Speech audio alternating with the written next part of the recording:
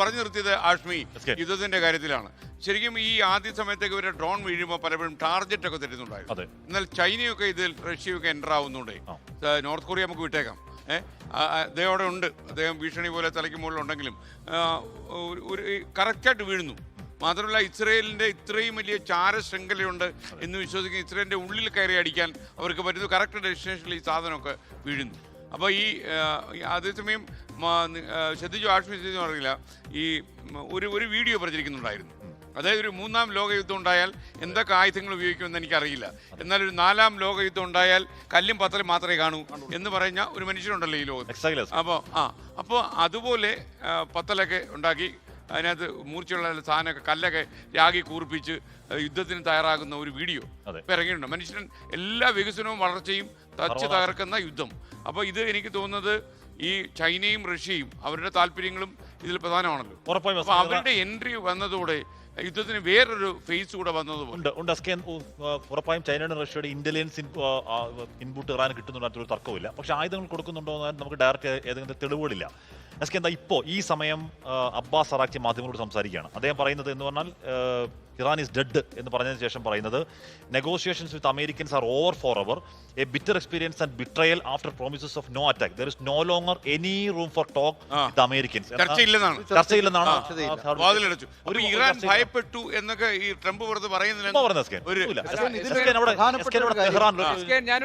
Tehran ചുട്ടരിച്ചു, ഒരു തർക്കമില്ല. പക്ഷേ അവിടെ ഒരുപാട് ആൾക്കാർ കൊല്ലപ്പെട്ടു. പക്ഷേ ഇറാന്റെ പ്രതിരോധ ശേഷി, ഇറാന്റെ മിസൈൽ കപ്പാസിറ്റി, ഇറാന്റെ ഈ പറഞ്ഞ ഇസ്രായേൽ അടക്കം ഒന്നിനെയും തരിമ്പ് പോലും തൊടാൻ പറ്റിയിട്ടില്ല അമേരിക്ക.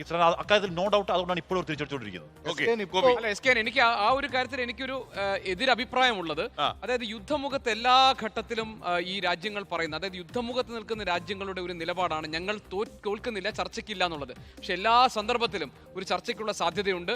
ആ ചർച്ച ഇറാൻ ആഗ്രഹിക്കുന്നത് ഗൾഫ് രാജ്യങ്ങളുടെ സമ്മർദ്ദത്തോടുകൂടി അമേരിക്കയും ഇസ്രയേലും മുൻകൈ എടുത്തുകൊണ്ടുള്ള ഒരു ചർച്ചയ്ക്ക് തയ്യാറാകണമെന്നതാണ്. ആ അതാണ് ഞാൻ മനസ്സിലാക്കുന്നത്. പിന്നെ ഒറ്റ കാര്യം കൂടി, ഈ യുദ്ധം ഏറ്റവും സങ്കീർണമായ ഘട്ടത്തിൽ ഇപ്പോൾ എത്തി നിൽക്കുകയാണ്. അതിന് ഒറ്റ കാരണം ഇന്നലെ രാവിലെ, ശനിയാഴ്ച രാവിലെ നഥൻസിൽ നടത്തിയിട്ടുള്ള ആക്രമണമാണ്. അത് ആണവ കേന്ദ്രമാണ് ഇറാന്റെ. അവിടെ നടത്തിയിട്ടുള്ള ആക്രമണത്തിലുള്ള മറുപടിയാണ് ഇപ്പോൾ ഇസ്രായേലിന്റെ ആണവ ഗവേഷണ കേന്ദ്രത്തിലേക്ക് നടത്തിയിട്ടുള്ള ഈ പ്രത്യാക്രമണം. അത് ലോകരാഷ്ട്രങ്ങൾക്കാകെ അങ്കലാപ്പ് ഉണ്ടാക്കുന്നതാണ്.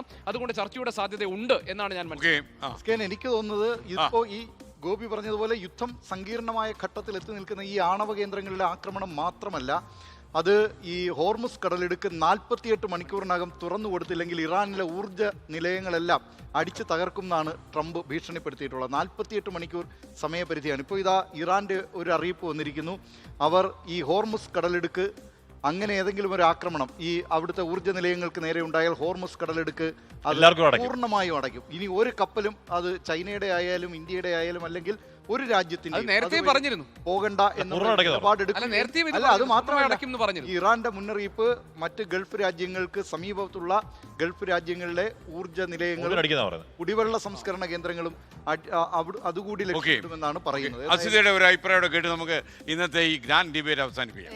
ഏറ്റവും ലളിതമായി പറഞ്ഞ എസ്കേൻ, ഇറാന്റെ ശേഷി എന്താണെന്ന് മനസ്സിലാകാതെ അമേരിക്ക ഇറങ്ങി തിരിച്ചൊരു പരിപാടി പോലും ഉണ്ട്. ഇത് ഇറാനെ അണ്ടർ എസ്റ്റിമേറ്റ് ചെയ്തു അമേരിക്ക പൂർണ്ണമായും എന്നുള്ളതാണ് അതിലെ കാര്യം. പക്ഷേ ഈ ഹോർമുസുമൊക്കെ ബന്ധപ്പെട്ട വിഷയങ്ങൾ വരുമ്പോഴും സ്വാഭാവികമായും പറഞ്ഞതുപോലെ ഒരു അവസാനം ഉടൻ ഉണ്ടാകില്ല എന്ന് തോന്നുന്നു. ചർച്ച ഏറ്റവും പ്രധാനമാണ്. പക്ഷേ അതിന് ആര് റോൾ എടുക്കും എന്നുള്ളത് കൂടിയുണ്ട്.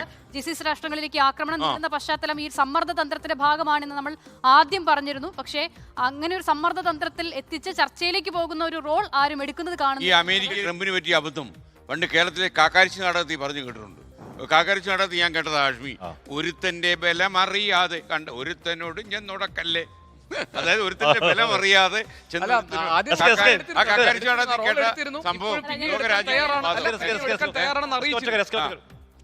പിടിച്ചു ജാനം എന്നെ കെട്ടി, കൊടുത്തു ജാനം എനിക്കിട്ട് രണ്ട് എന്ന് പറഞ്ഞ അവസ്ഥ.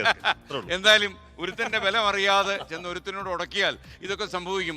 അതേസമയം നമ്മളെപ്പോലെ എത്രയോ മനുഷ്യർ ഈ യുദ്ധം ഒന്ന് അവസാനിച്ച് കാണാൻ വേണ്ടി ആഗ്രഹിക്കുന്നുണ്ട്. ആ മനുഷ്യരാശി എന്ന് വെച്ചാൽ ഈ ലോകത്ത് ഈ കാര്യങ്ങൾക്കെല്ലാം അവസാനമായി യുദ്ധം മാറരുത്, മനുഷ്യൻ നേടിയിട്ടുള്ള വികസനങ്ങളും നേട്ടങ്ങളും എല്ലാം യുദ്ധം തച്ച് തകർക്കരുത് എന്നൊരു പ്രതീക്ഷയുള്ള ഒരുപാട് ആൾക്കാർക്ക് കൂടെയാണ് നമ്മളും അണിചേരുന്നത്. ലോകത്തെവിടെയായാലും ഏത് സമയത്തും 24 വാർത്തകളും ഓഗ്മെന്റഡ് റിയാലിറ്റി പാക്കേജുകളും എക്സ്പ്ലെയിനറുകളും വിശദമായി കാണാൻ ഞങ്ങളുടെ യൂട്യൂബ് ചാനൽ നിങ്ങൾക്ക് സബ്സ്ക്രൈബ് ചെയ്യാം.